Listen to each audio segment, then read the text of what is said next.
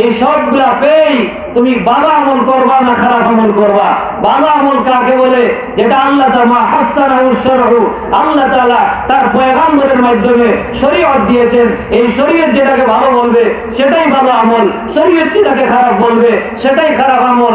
তুমি যে কোনো অবস্থায় ভালো আমল করো না খারাপ আমল করো, সেই পরীক্ষা নেওয়ার জন্য আল্লাহ তাআলা বাদশাহী দেন, সেই পরীক্ষা নেওয়ার জন্য আল্লাহ তাআলা বাদশাহী নেন, সেই পরীক্ষা নেওয়ার জন্য আল্লাহ তাআলা সম্মানিত করেন, সেই পরীক্ষা নেওয়ার জন্য আল্লাহ তাআলা আবারও সম্মানিত করেন। সবগুলা কেন করেন? পরীক্ষার জন্য। বলেন কেন করেন? পরীক্ষার জন্য। এটা ইলমে ওহী দুনিয়ার মানুষকে শিক্ষা দেয়, দুনিয়ার মানুষকে ইলমে ওহী শিক্ষা দেয়। দুনিয়ার মানুষ, তুমি যদি অনেক বড় সম্পদশালী হয়ে যাও সেটা আল্লাহর পক্ষ থেকে পরীক্ষা। তুমি যদি অনেক দারিদ্র হয়ে যাও আল্লাহর পক্ষ থেকে পরীক্ষা। তুমি যদি সুস্থ হও সেটা আল্লাহর পক্ষ থেকে পরীক্ষা। তুমি যদি অসুস্থ হও সেটা আল্লাহর পক্ষ থেকে পরীক্ষা। তুমি যদি সম্মানিত হও সেটা আল্লাহর পক্ষ থেকে পরীক্ষা। তুমি যদি অসম্মানিত হও সেটা আল্লাহর পক্ষ থেকে পরীক্ষা। সর্ব অবস্থায় তুমি যদি আল্লাহ তাআলার অনুগত থাকতে পারো, তার পয়গম্বরের অনুসরণ করে চলতে পারো, আল্লাহ তাআলার হুকুম মেনে চলতে পারো, তাহলে পরীক্ষায় তুমি সফল। দুনিয়াতে বুকের জায়গা না, পরকালে তুমি বুক করবা। আর যদি তুমি আল্লাহ তাআলার অনুগতে ফেল মারো, পরীক্ষায় তুমি ফেল, দুনিয়াতেও বুক করতে পারবা না, পরকালেও বুক করতে পারবা না, জাহান্নামের আগুনে তুমি নিক্ষিপ্ত হতে হবে। সুতরাং ইলমে ওহীর শিক্ষা যারা পায় সে যদি বাদশা হয়ে যায় অহংকার করতে পারবে না। কি করতে পারবে না? অনেক বড় বাদশা যদি হয়ে যায় অহংকার করতে পারবে না। কেন পারবে না? এই বাদশাহীটা আল্লাহর পক্ষ থেকে পরীক্ষা। এই বাদশাহী কি? আল্লাহর পক্ষ থেকে পরীক্ষা। ইলমে ওহীর শিক্ষায় শিক্ষিত যেই বাদশা হবে, ইলমে ওহীর দীক্ষায় দীক্ষিত যেই বাদশা হবে, সেই বাদশার বিশ্বাস হবে দুনিয়াতে যা কিছু পাই, সম্মান পাই আর বাদশাহী পাই, সব আমার রবের পক্ষ থেকে আমার জন্য পরীক্ষা। সুতরাং বাদশাহী পাওয়ার পরেও আমাকে পরীক্ষায় পাস করতে হবে। রবের প্রত্যেকটা হুকুম মানতে হবে, প্রত্যেকটা হুকুম বাস্তবায়ন করতে হবে। যদি রবের হুকুম না মানতে পারি আমার জন্য জবাব দেওয়া কঠিন হবে, আমার জন্য জাহান্নামের শাস্তি অপেক্ষা করছে।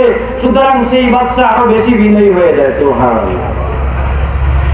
হযরত আবু বকর সিদ্দিক রাদিয়াল্লাহু আনহু বাদশা ছিলেন কি ছিলেন না? কথা বলেন, ছিলেন কি ছিলেন না? হযরত ওমর ফারুক রাদিয়াল্লাহু বাদশা ছিলেন কি ছিলেন না? বাদশা ছিলেন। হযরত আবু হানিফা রাহমাতুল্লাহি আলাইহি দুনিয়ার বড় জ্ঞানী ছিলেন। ইমাম গাযালি দুনিয়ার বড় জ্ঞানী ছিলেন। এইভাবে ইলমে ওহীর শিক্ষায় শিক্ষিত বড় জ্ঞানী আছেন, বড় বাদশা আছেন, বড় দার্শনিক আছেন, কিন্তু তাদের ইতিহাস, জীবন ইতিহাস দেখেন, তারা যত বড় বাদশা দুনিয়ার মানুষের সামনে তারা তত বড় বিনয়ী। তারা যত বড় শিক্ষিত দুনিয়ার মানুষের সামনে তারা তত বড় বিনয়ী। দুনিয়ার মানুষের জন্য তারা তত বড় উপকারী।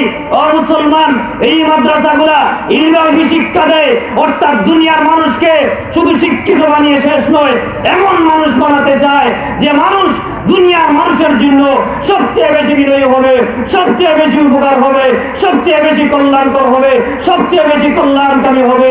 এই শিক্ষা একমাত্র দ্বীনি মাদ্রাসা দেয়। দ্বীনি মাদ্রাসায় একমাত্র ইলমে ওহী আছে, আর কোথাও ইলমে ওহী নাই। কথা বলেন ঠিক কিনা? নারায়ে তাকবীর, নারায়ে তাকবীর। উলামায়ে দেওবন্দ, উলামায়ে দেওবন্দ, নারায়ে তাকবীর। আমার কথাগুলা বুঝে থাকলে এবার বলুন, এই মাদ্রাসার দরকার আছে কি নাই? আওয়াজ দিয়ে বলেন, আছে কি নাই? এই মাদ্রাসার সূচনা হয়েছে রাসূল করিম সাল্লাল্লাহু আলাইহি ওয়াসাল্লাম মক্কায় সূচনা করেছেন, দারে আরকামে। মদিনায় সূচনা করেছেন আসহাবে সুফফাদেরকে নিয়ে মসজিদে নববীতে। সেই ধারাবাহিকতায় চলতে চলতে এই মাদ্রাসা আমাদের উপমহাদেশে এসেছে। ইংরেজরা এসে হাজার হাজার মাদ্রাসা ধ্বংস করেছে। উলামায়ে দেওবন্দ আমাদের আকাবির আসলাফ আবার দারুল উলুম দেওবন্দ কায়েম করেছেন, সেখান থেকে উপমহাদেশে আনাচে কানাচে হাজার হাজার মাদ্রাসা কায়েম হয়েছে। সেই সূত্র ধরে আমাদের সিলেটে অসংখ্য মাদ্রাসা কায়েম হয়েছে। শাইখে রেঙ্গা রহমতুল্লাহ তাআলা আলাইহি জামিয়া তাওকুলিয়া রেঙ্গা অত্র এলাকার মুরব্বীদেরকে নিয়ে কায়েম করেছেন। সেই সূত্র ধরে আজকে এই হাজীগঞ্জ বালিকা মাদ্রাসা কায়েম হয়েছে। ইনশাআল্লাহ কিয়ামত পর্যন্ত এই মাদ্রাসাগুলোর দ্বারা অব্যাহত থাকবে। কিয়ামত পর্যন্ত আমরা এই মাদ্রাসাগুলোর ডানে বামে সামনে পিছনে পৃষ্ঠপোষকতা করব ইনশাআল্লাহ। সবাই রাজি আছেন ইনশাআল্লাহ? হাত উঠান। সবাই রাজি আছেন? আল্লাহ তাআলা সবাইকে কবুল করুন। সবাই বলি আমিন। আমার কথা এখানেই শেষ।